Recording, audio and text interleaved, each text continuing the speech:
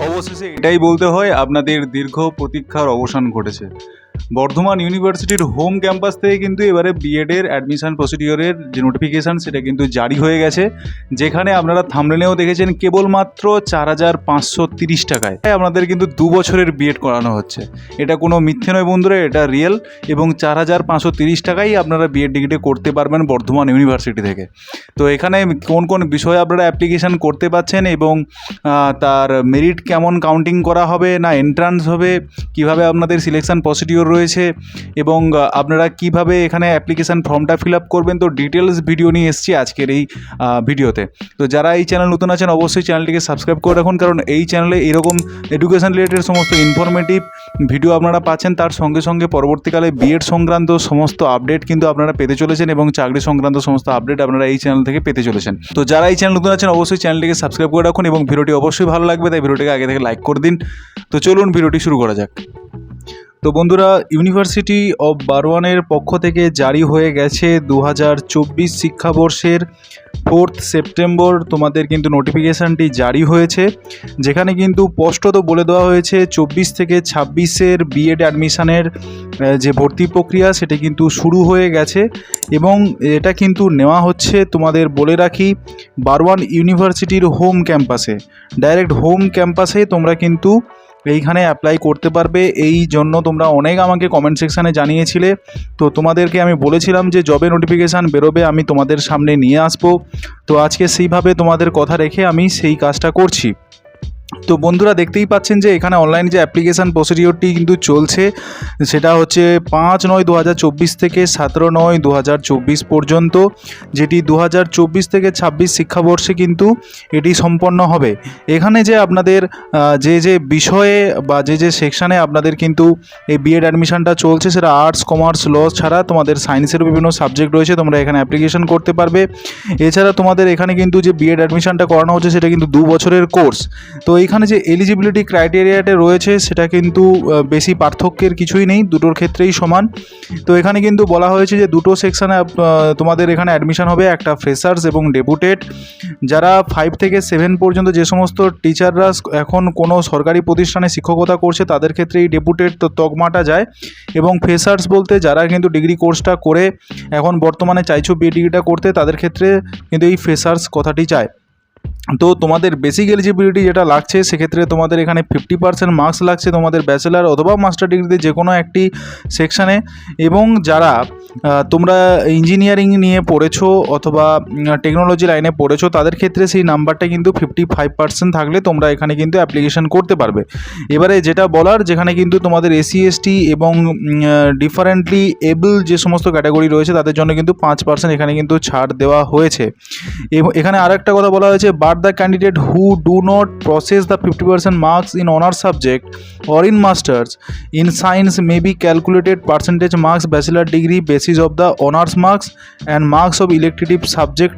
ঠিক আছে, তো যাদের ক্ষেত্রে যাদের বলা হয়েছে যে 50% মার্কস কিন্তু অনার্সে নেই বা মাস্টার্সে নেই, তাদের কিন্তু তাদের পার্সেন্টেজটা যেটা বলা হয়েছে অনার্স মার্কসের সঙ্গে সঙ্গে তাদের যে সমস্ত ইলেকটিভ সাবজেক্ট ছিল সমস্ত সাবজেক্টের যোগফল করে করতে বলা হয়েছে। তো সেক্ষেত্রে এক্সক্লুডিং ইভিএস অ্যান্ড ল্যাঙ্গুয়েজেস, অর্থাৎ তোমাদের যে এনভায়রনমেন্টাল সায়েন্স বা ল্যাঙ্গুয়েজের যে পেপারগুলো ছিল ওইগুলো বাদ দিয়ে তোমাদের সেটা করতে বলা হয়েছে। অর্থাৎ তোমাদের যে অনার্স পেপার যা রয়েছে এবং সঙ্গে তোমাদের যে পাস পেপার রয়েছে সেগুলো ক্যালকুলেট করে যে টোটালটা তোমরা পাবে সেটা কিন্তু এখানে যদি 50% উপর থাকে তাহলে তোমরা অ্যাপ্লিকেশান করতে পারো। Option of the candidate fulfil the minimum eligibility criteria admission will be rejected. যদি এই তোমাদের যে এলিজিবিলিটি ক্রাইটেরিয়া যেটা বলা হয়েছে সেটা যদি তোমরা ফুলফিল না করো তাহলে অবশ্যই তোমাদের অ্যাডমিশনটা ক্যান্সেল হয়ে যেতে পারে।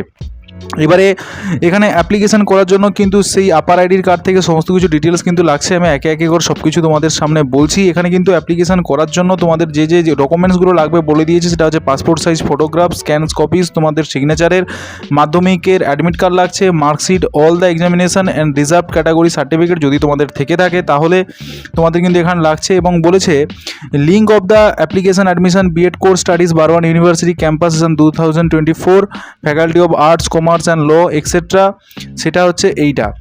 তো এই লিঙ্কে তোমাদের কিন্তু অ্যাপ্লাই করতে হবে। তোমরা এটা দেখে নাও অবশ্যই, না হলে আমার একটা কমেন্ট সেকশানে বা আমার হোয়াটসঅ্যাপ গ্রুপে দেওয়া থাকবে, তোমরা পারলে ওইখানে গ্রুপে জয়েন করে তোমরা এই অ্যাপ্লিকেশান ফর্মের লিঙ্কটা পেতে পারো। এবং এখানে বলেছে কিন্তু তোমাদের অ্যান্টি র্যাগিং যে তোমাদের একটা ফর্ম ফিল আপ করতে হয়, সেটা তো অবশ্যই তোমাদের কিন্তু করতে হবে। এটা কিন্তু নোটিফিকেশান জারি হয়েছে। এবার ডিটেলস ইনফরমেশান ব্যাসিওরটা তোমাদের সামনে রয়েছে, যেখানে 2024 সালের সমস্ত ডিটেলসটা কিন্তু তোমাদের সামনে বলা হয়েছে। তাহলে মোটামুটি আমি বলে দিলাম যে এখানে কিন্তু 5 তারিখ থেকে 17 তারিখ পর্যন্ত তোমাদের অ্যাডমিশন প্রসিডিওরটি চলছে এবং কিভাবে তোমরা এখানে অ্যাপ্লিকেশন প্রসিডিওরটি কমপ্লিট করবে। তো সেক্ষেত্রে তোমাদের কিন্তু বলে দেওয়া হয়েছে যে এখানে এবিসি যে তোমাদের পোর্টালটা রয়েছে একাডেমিক ব্যাংক অফ ক্রেডিট, সেই এবিসি পোর্টালে গিয়ে তোমাদের কিন্তু আগে আপার আইডি কার্ডটা যেটা রয়েছে সেই আপার আইডি কার্ডটা তোমাদের কিন্তু তৈরি করে নিতে হবে। এবং এটা কিন্তু ইউজিসির পক্ষ থেকে নির্দেশ দেওয়া হয়েছে, তো সেক্ষেত্রে অবশ্যই এটা পালন করতে হবে। এবং সেটা কিভাবে করবে সেটা আমি অবশ্যই জানিয়ে দেবো, নাহলে তোমরা ম্যানুয়ালের এই লিঙ্কে গিয়েও কিন্তু তোমরা সেটা অ্যাপ্লাই করতে পারো। এবারে থাকছে কিভাবে তোমরা এখানে অ্যাপ্লাই করবে। দেখো এখানে অ্যাপ্লাই করার জন্য তোমাদের মূলত তো বলে দিলাম যে অনলাইনে তোমাদের কিন্তু এখানে অ্যাপ্লিকেশান প্রসিডিওরটি চলছে, তার লিঙ্ক তো অবশ্যই রয়েছে, যেটা আমি প্রোভাইডও করব। এবং এখানে যেটা বলা হয়েছে কি যে online submission application by a candidate does not automatically ensure his admission of the program. বলছে অনলাইন অ্যাপ্লিকেশান করলে যে তোমার যে তোমাদের অ্যাডমিশন প্রসিডিওরটি যে কমপ্লিট হবে সেটা তোমাদের নাও হতে পারে, কারণ অনেকটা ভেরিফিকেশানের মাধ্যমে বা তোমাদের মেরিটের ভিত্তিতে সেই চান্সটা হতে পারে। তো এবারে ইনটেক ক্যাপাসিটি কী রয়েছে সেটা আমরা একটু জেনে নেব। তো মূলত দেখতেই পাচ্ছ যে যারা বারওয়ান ইউনিভার্সিটি স্টুডেন্ট তাদের ক্ষেত্রে এখানে ইনটেক ক্যাপাসিটি 38টা রয়েছে। এখানে আনরিজার্ভ ক্যাটাগরির জিওলজির জন্য রয়েছে 4টি, বোটানির জন্য রয়েছে 4টি সিট, ফিজিওলজির জন্য রয়েছে 1টি, বায়োটেকনোলজি, নিউট্রিশন, মাইক্রোবায়োলজি, এনভায়রনমেন্টাল সায়েন্সের জন্য রয়েছে 2টো, ফিজিক্স ইলেকট্রনিক্সের জন্য রয়েছে 6টি সিট, কেমিস্ট্রি বায়োকেমিস্ট্রির জন্য রয়েছে 6টি, mathematics, statistics, computer application, computer science and engineering or technology তার জন্য রয়েছে 4টি। তাহলে টোটাল এখানে আনরিজার্ভ ক্যাটাগরির জন্য টোটাল এই সিটটা রয়েছে।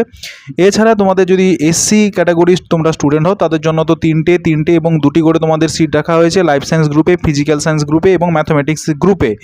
এছাড়া এসটি ক্যাটাগরির জন্য রয়েছে তোমাদের 2টো সিট এবং ডিএ ক্যাটাগরি অর্থাৎ ডিফারেন্ট এবল যে সমস্ত স্টুডেন্টরা রয়েছে তাদের জন্য 1টি সিট কিন্তু সমস্ত সাবজেক্টে বলেছে, সমস্ত সাবজেক্টের মধ্যে 1টি কিন্তু সিট তোমাদের দেওয়া হবে। এবার ফ্রেশার্স ক্যান্ডিডেটের জন্য কিন্তু সিট সংখ্যা রয়েছে 9টা।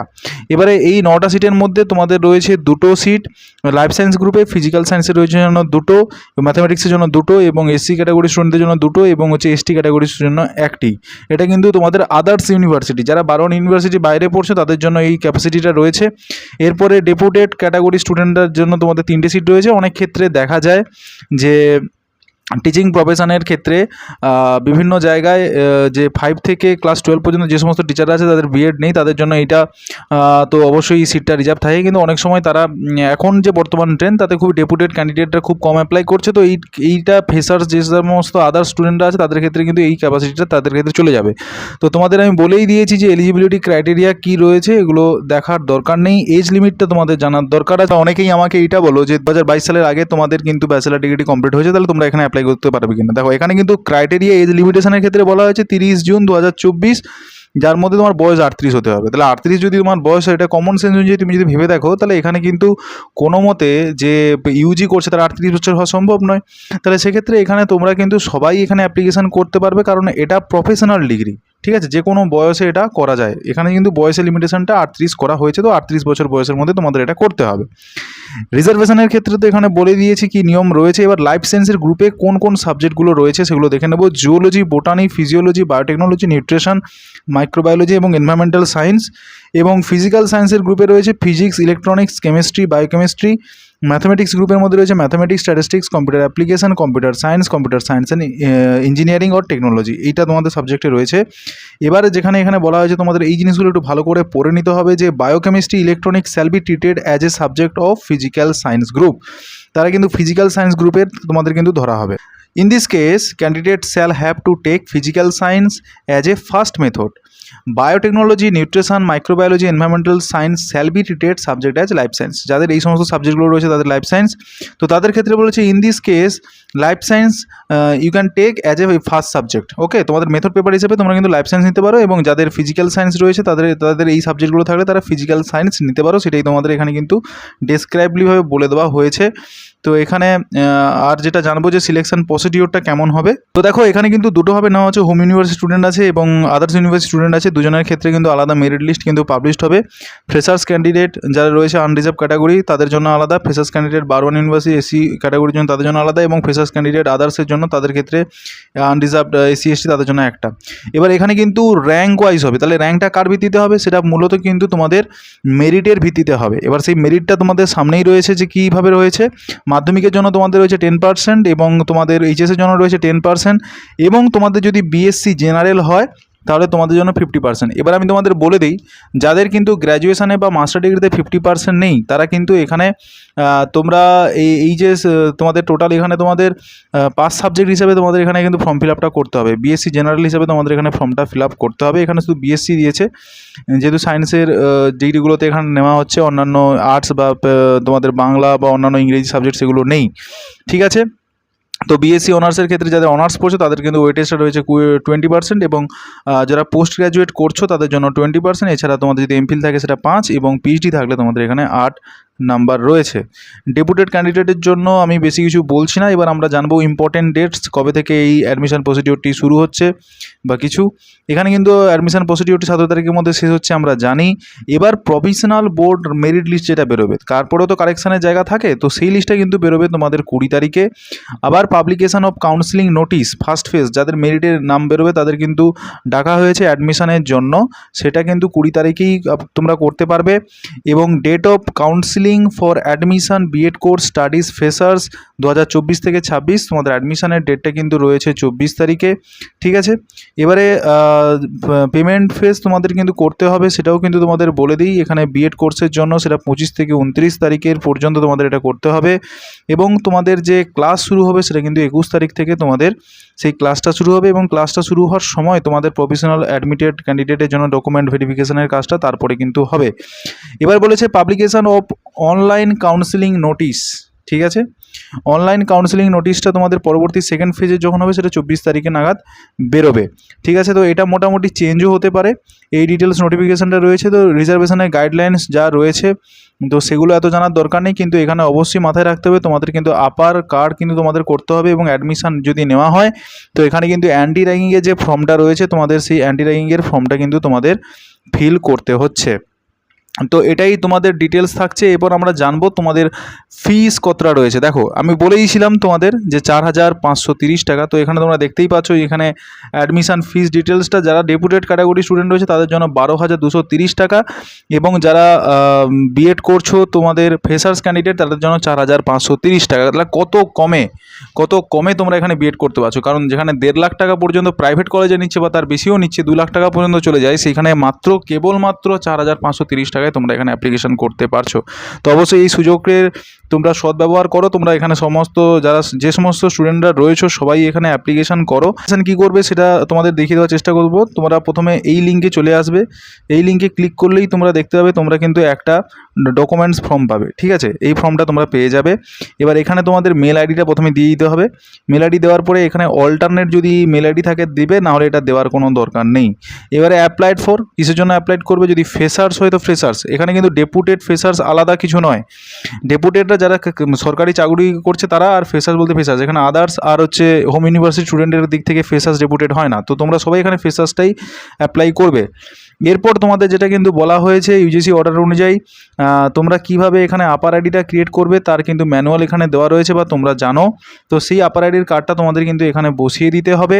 তারপরে একটু নিচের দিকে চলে গেলে তোমরা দেখতে পাচ্ছ যে এখানে বলা হয়েছে যে put the 7 numeric digit only link get anti ragging reference, অর্থাৎ তোমরা যে ফর্ম ফিল আপ করবে সেই ফর্ম ফিল আপ অনুযায়ী অ্যান্টি র্যাগিংয়ের ফর্ম ফিল আপ তোমাদের এই লিঙ্কে পেয়ে যাবে। এই লিঙ্কের ফর্ম ফিল আপে তোমাদের একটা 7 ডিজিটের নাম্বার দেবে, সেই 7 ডিজিটের নাম্বার তোমাদের এইখানে কিন্তু বসাতে হচ্ছে। তারপরে কি করতে হবে, তারপর তোমাদের এখানে অ্যাপ্লিকেশানে যে অ্যাপ্লিকেশান করছে তার নাম, এবার এখান থেকে জেন্ডার মেল কি ফিমেল কি আদার্স তোমরা এখানে দিয়ে দেবে, ডেট অফ বার্থ তোমরা এখান থেকে চয়েস করে দেবে, এগুলো সবই কমন জিনিস তোমরা জানো। এবং এরপরে দিয়ে দেবে মোবাইল নাম্বার।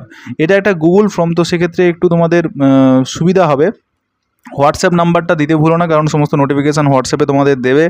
কাস্ট রয়েছে, কাস্টের ক্ষেত্রেও তোমরা এখানে নিজেদের যে কাস্ট রয়েছে জেনারেল, SC ST যা রয়েছে তোমাদের এখানে তা দিয়ে দেবে। রিলিজিয়নের ক্ষেত্রে তোমাদের রিলিজিয়নটা এখানে উল্লেখ করে দিতে হবে, হিন্দুইজম, মুসলিম, খ্রিস্টান কিছু রয়েছে তোমাদের এখানে তা দিয়ে দিতে হচ্ছে। তো এরপরে তোমাদের দিতে হবে ডিফারেন্টলি এবল, অর্থাৎ ফিজিক্যাল হ্যান্ডিক্রাফট তোমাদের ক্যাটাগরির মধ্যে তোমরা পড়ছো ইয়েসিয়ানো, সেটা তোমাদের এখানে জানিয়ে দিতে হবে। যদি থাকে তাহলে তোমরা এই কলামটা ফিল করবে, নাহলে যেগুলো স্টার মার্কিং আছে সেই সমস্ত কলামগুলোই তোমাদের কিন্তু ফিল করতে হচ্ছে এইখানে।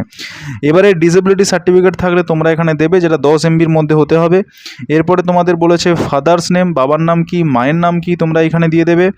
ওঠাও তারপরে তোমরা এখানে জানতে পারবে যে এখানে তোমাদের অ্যাড্রেসটা দিতে হচ্ছে, অ্যাড্রেসের ডিস্ট্রিক্টটা তোমরা কিন্তু নিচের সেকশানে তোমরা ফিল করবে। তারপরে রয়েছে স্টেট, তোমাদের এখানে ওয়েস্ট বেঙ্গল তোমাদের স্টেট যদি থাকে দিয়ে দেবে, বা আদার স্টেট যদি থাকে আদার স্টেটেও দিয়ে দেবে। আর পিনকোডটা তোমরা এখানে মেনশান করে দেবে। অ্যানুয়াল ফ্যামিলি ইনকাম কত রয়েছে তোমাদের দেখেছো, এখানে মাত্র 4টে সেক্টর ভাগ করা আছে, যাদের এটা যাবে বা তোমাদের প্রয়োজন অনুযায়ী তোমাদের ইনকাম সেক্টর যেটা সেটা তোমরা এখান থেকে চয়েস করে নেবে। তারপরে তোমাদের এখানে মাধ্যমিকের ক্ষেত্রে কি নাম্বার রয়েছে, কবে পাস করেছো, সে পাসিং ইয়ারটা দেবে, এখানে কেবলমাত্র ইয়ার হবে।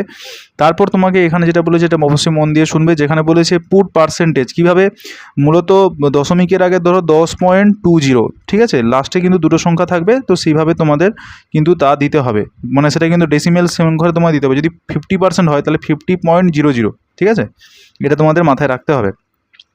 এরপর তোমাদের কিন্তু সমস্ত ডকুমেন্টস এখানে কিন্তু আপলোড করতে লাগছে, তো তোমরা এখানে এই PDF ফর্মটা দেবে। তো এক্ষেত্রে তোমাদের বলে রাখি, যাদের ক্ষেত্রে এখন পিজির আসল মার্কশিট আসেনি, হয়তো প্রভিশনাল কোনো রেজাল্টের তোমাদের কপি আছে, সেটা তোমরা এখন আপলোড করে দাও এবং নাম্বারটা বসিয়ে দাও, ঠিক আছে। তো তারপরে তোমাদের অ্যাডমিশনের আগে যদি তোমাদের হার্ড কপিটা তোমরা পেয়ে যাও তাহলে সেটা তোমরা শো করতে পারবে, ঠিক আছে, নাহলে ওই প্রভিশনাল কপিটা নিয়ে যাবে, যদি গ্র্যান্টেড হয় তো ভালো। তো ঠিক আছে, তাহলে এরপর তোমাদের 12-এর যে সমস্ত ডিটেলস আছে এখানে তোমাদের যে বোর্ড আছে, যেমন West Bengal council of hire secondary education, তো এই শর্ট ফর্মে তোমরা লিখলেও কোনো অসুবিধা নেই। তো সেম একই জিনিস তোমাদের এখানে কিন্তু কত মার্কস পেয়েছো সেটা উল্লেখ করতে হচ্ছে। এবারে PDF ফরম্যাটে আসবে, PDF ফরম্যাটেও তোমরা দেখতে পাচ্ছ যে এখানে রয়েছে তোমাদের মার্কশিটটা আপলোড করে দিতে হচ্ছে।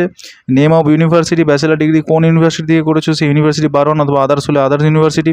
এবার ইফ যদি আদার্স হয়, আমি আশা করছি তোমাদের আদার্সেরই স্টুডেন্টের ক্ষেত্রে কী হবে, তো এখানে ইউনিভার্সিটির নামটা তোমরা কিন্তু উল্লেখ করে দেবে। তারপরে থাকছে তোমাদের ব্যাচেলার ডিগ্রি গ্র্যাজুয়েশনের টাইপটা কি, BSc BA, বা তোমাদের যে টাইপটা যেটা রয়েছে অনার্স, জেনারেল, বিটেক বা ব্যাচেলার অফ ইঞ্জিনিয়ারিং, যেইটা হবে তোমাদের সেখানে উল্লেখ করবে। জেনারেল পাস, যারা তো পাসে পড়েছো তারা, অথবা যাদের মাস্টার এবং গ্র্যাজুয়েশনে তোমাদের অনার্সের মানে 50% নেই, তারাও কিন্তু পাস হিসাবে তোমরা কিন্তু এখানে ফর্ম ফিল আপটা করবে, ঠিক আছে। এরপর চলে যাচ্ছে ইউনিভার্সিটি রেজিস্ট্রেশন নাম্বারের ক্ষেত্রে। তো ইউনিভার্সিটি রেজিস্ট্রেশন নাম্বারটা তোমাদের ব্যাচেলার ডিগ্রিতে যে ইউনিভার্সিটিতে করেছো তার নাম্বারটা দেবে, ঠিক আছে। এবারে এরপর তোমাদের রয়েছে অনার্সের যে সমস্ত মেজর সাবজেক্টগুলো তোমরা নিয়েছো, সেই সমস্ত মেজর সাবজেক্টগুলো তোমাদের এখানে লিস্টেড আছে, সেই সমস্ত লিস্টেড তোমরা সাবজেক্ট নেবে। এবারে জেনারেল বা মাইনর সাবজেক্ট, অনার্সের ক্ষেত্রে যে সমস্ত সাবজেক্টগুলো আছে তোমরা সেগুলো চয়েস করে দেবে, যেগুলো এক্সট্রা যে দুটো সাবজেক্ট তোমরা নাও অনার্স ব্যতীত, ঠিক আছে। বা যারা পাশেও যারা পড়েছো তারাও একই জিনিস করবে।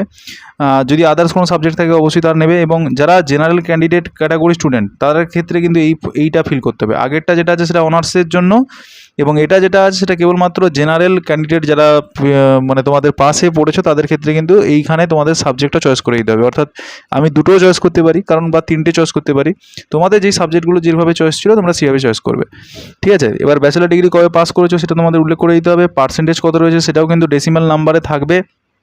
তো এই করে তোমাদের ফর্মটা ফিল আপ করতে হচ্ছে। এরপরে তোমাদের মাস্টার ডিগ্রি ডিটেলসটাও একইভাবে ফিল করতে হবে। এখানে রেজিস্ট্রেশন নাম্বারটা এখানে দিয়ে দিতে হবে, এবং তোমাদের সাবজেক্টটা কী রয়েছে সাবজেক্টটা এখান থেকে বেছে নেবে, যে তোমরা মাস্টার ডিগ্রিতে কোন সাবজেক্টটা নিয়ে পাস করেছো, এখানে তার ইয়ার দিয়ে দিতে হবে, যে কোন ইয়ারে তোমরা পাস করেছো কোন ইয়ারে, ঠিক আছে। এবারে নাম্বারটা এখানে দিয়ে দেবে, এবং যাদের এমফিল PhD আছে তো তারা এখানে চয়েস করবে, না হলে এটা তাদের ক্ষেত্রে কোনো মানে যারা অন্যান্যরা যাদের PhD এমফিল নেই তারা এখানে ক্লিক করার দরকার নেই।